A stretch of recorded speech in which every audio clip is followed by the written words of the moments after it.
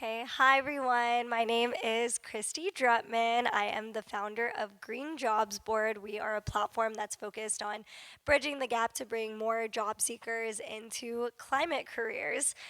So, I wanted to make the focus of today's talk specifically about conservation careers. Why the conservation field needs more experienced people now more than ever.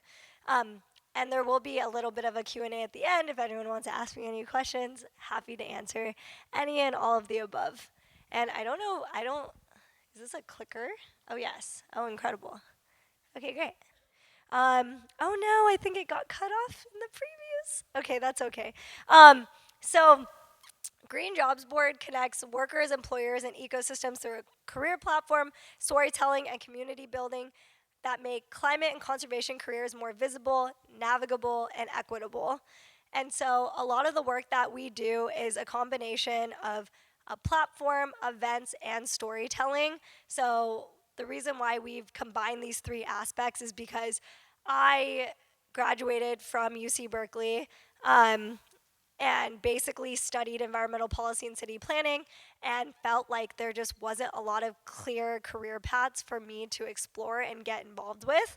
And so by the time I exited college, I decided that I was just going to, build my own career and built it through a media company called Brown Girl Green, which is my social media brand and platform that I have online.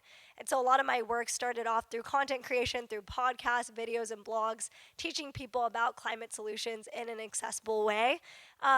And realized that something that was missing from that conversation was, this aspect of green jobs. How do we actually get people to find a foot in the door to work on conservation and climate issues and all of the above?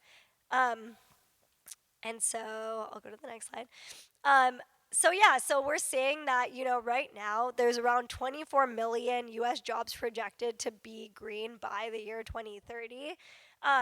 And we're seeing that, right now the median pay for conservation scientists and foresters is nearing around like $68,000, but that number is continuing to grow, especially as there is a greater need for people to get involved in this space, from, people working in wildfire resilience and fuel reduction, the restoration of watersheds. We're seeing more people who are really interested in getting in the space when it comes to thinking about energy use, and also about also thinking about the products we use each and every day. I think a lot of people don't understand the connection that protecting our forests has to our consumer goods and our supply chains, but it absolutely has a deep connection.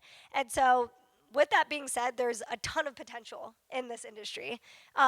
There's all different sectors that are touching conservation, from the minute it comes to how the land is preserved, to the way animals are being managed on those lands, to the ways in which trees are or are not being cut down to make products or to be contributing to our bigger supply chains. All of those things connect back to this need for conservation.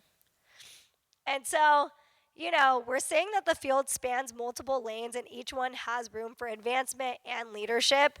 So we're seeing that, there's field and restoration. Again, a pathway like that. I think when people think about conservation jobs, they think of it as a typical field job.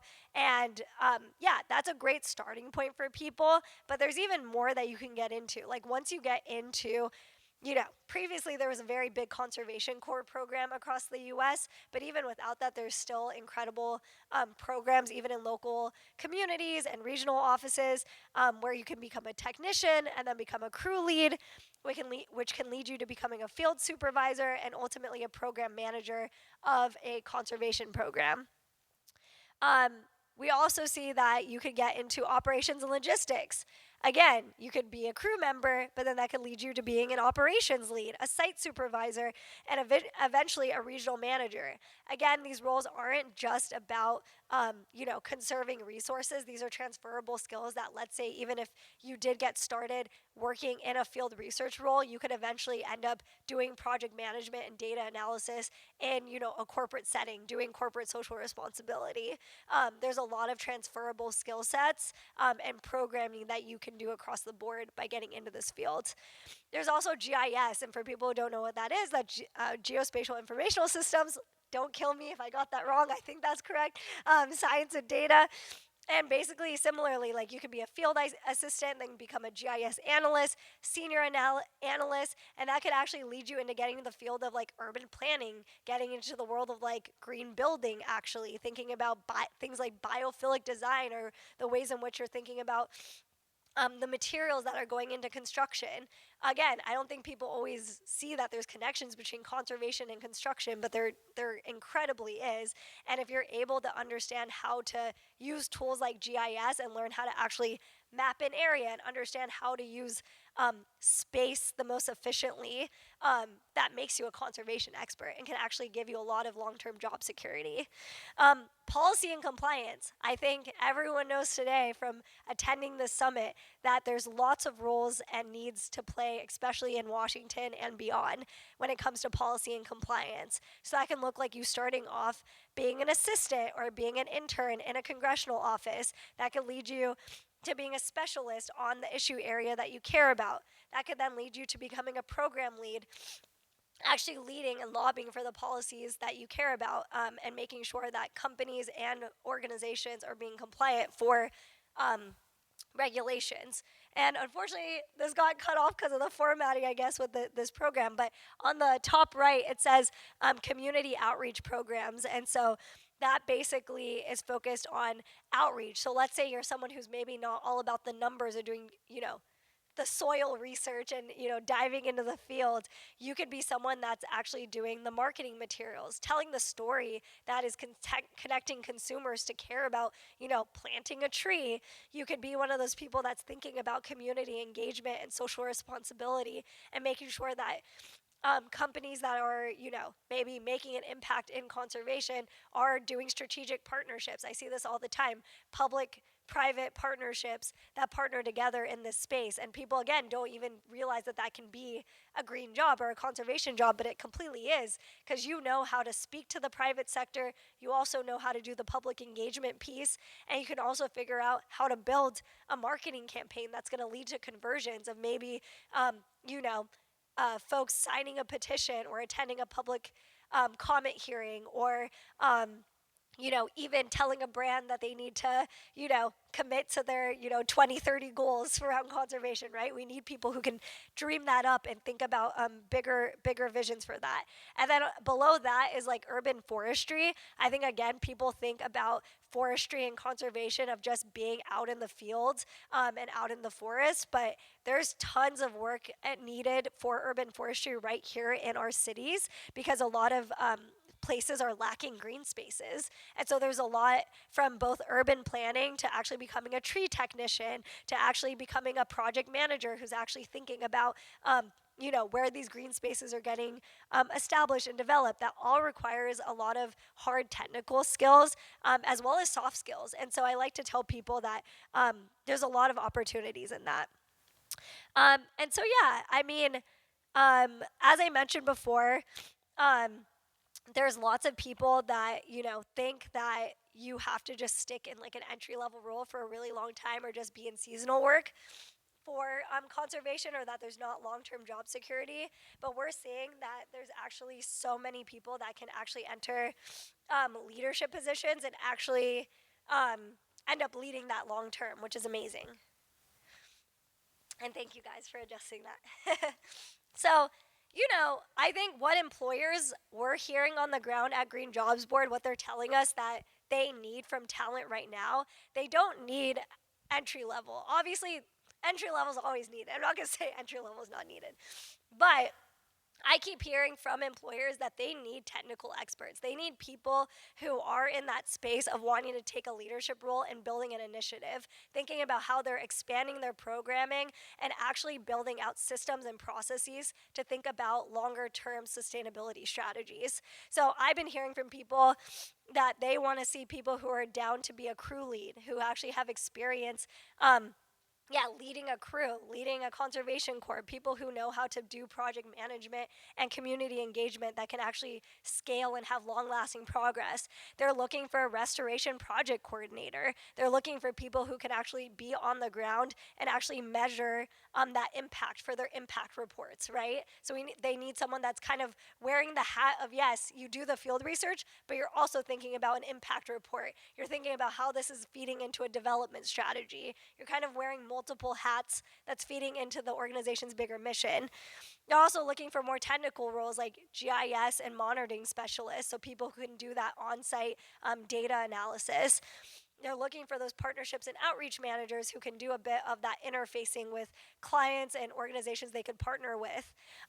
They're looking for operations supervisors who again are thinking big picture about how different stakeholders are laying ground and putting their different expertise into the mission. And then they're looking for people who can actually deliver results. I think if you're someone who wants to enter or pivot into this space, or you're already in this industry but wanting to really be impressive and climb up the ladder in conservation, it's really great if you're someone who can actually deliver results on projects. So that's like managing grants, budgets, contractors, knowing how to work with partners. That can look like technical specialization from fire, forestry, hydrology, restoration, compliance, and then also community trust, learning how to work across agencies, tribal nations, local communities. Again, these are all invaluable skills if you want to work in conservation and maintain valuable no matter what organization you want to enter in and continue working for. So this is where we're seeing opportunities expanding. We're seeing a lot in wildland fires. I mean, we have seen the record number of wildfires across the country.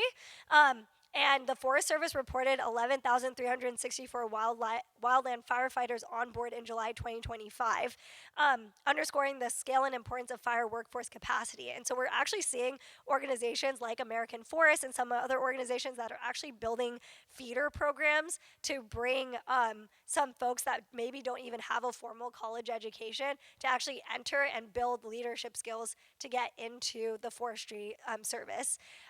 We're also seeing urban forestry. There's actually a lack of workers in this area, and we need more field crews to people working in municipal management.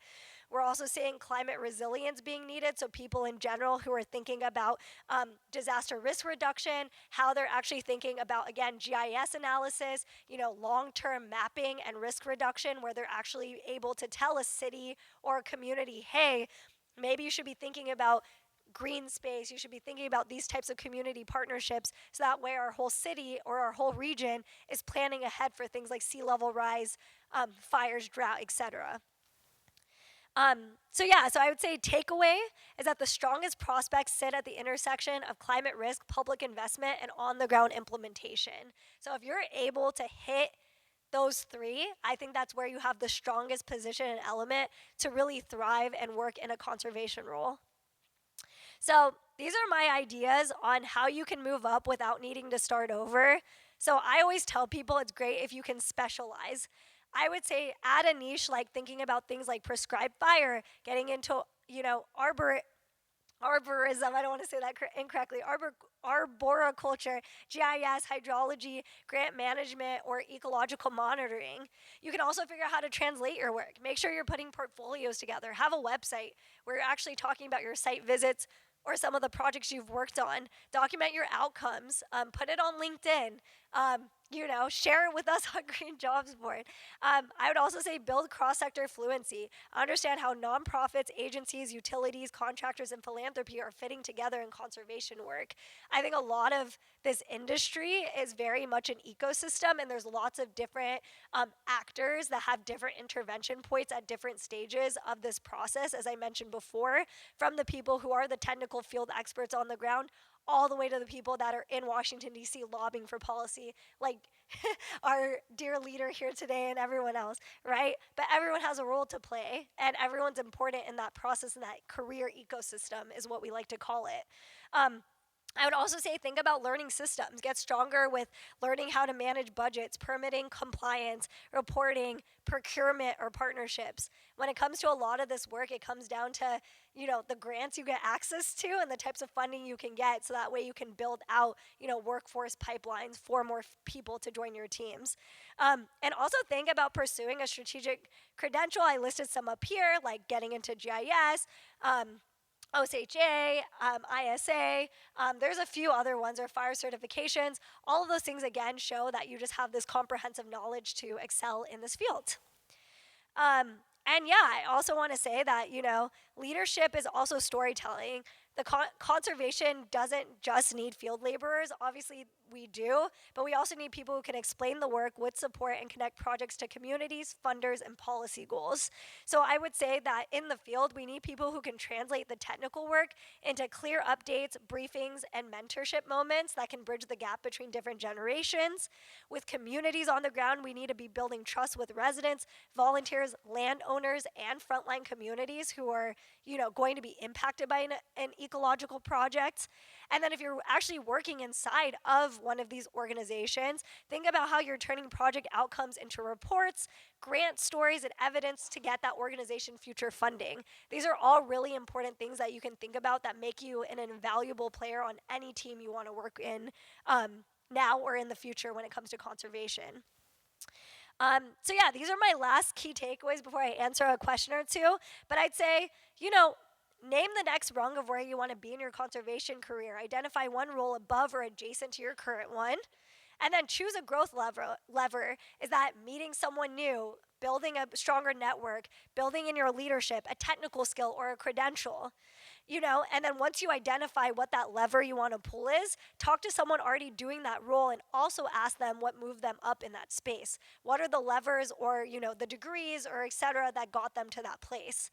And then lastly, use Green Jobs Board to track those openings, those patterns, and where your skills can travel to next. We have an incredible network of people who have spoken at our events, positions we posted in the past, even if they're not current openings, that can all be data points that can give you research and information on where you can go next. And I'm so excited because we are officially launching our SaaS platform, or our software as a service platform, this month, that we're currently piloting mostly with employers, but it will be open to job seekers soon, where you'll be able to make a profile, get access to what we're calling Treehouse, our educational hub, where I'll be listing all this information from this presentation and more on what degrees, certifications you can explore to get into your next move. So definitely sign up to the greenjobsboard.us newsletter.